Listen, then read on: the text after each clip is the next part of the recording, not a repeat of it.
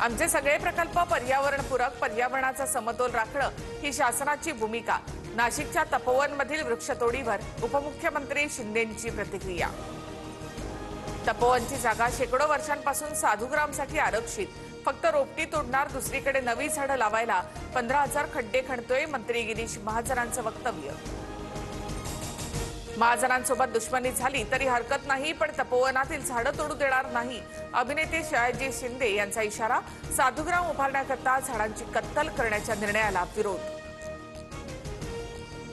महाराष्ट्रामध्ये 256 जागी भाजप कमळावर निवडणूक लढवणार, 200 जागांवर भाजप विजयी होईल, चंद्रकांत पाटलांकडून विश्वास व्यक्त। अजित पवारांच्या राष्ट्रवादीची पुणे महापालिकेसाठी स्वबळाची तयारी सुरू, सोमवारपासून इच्छुकांचे अर्ज स्वीकारणार, राष्ट्रवादीची जम्बो कार्यकारिणी जाहीर होणार।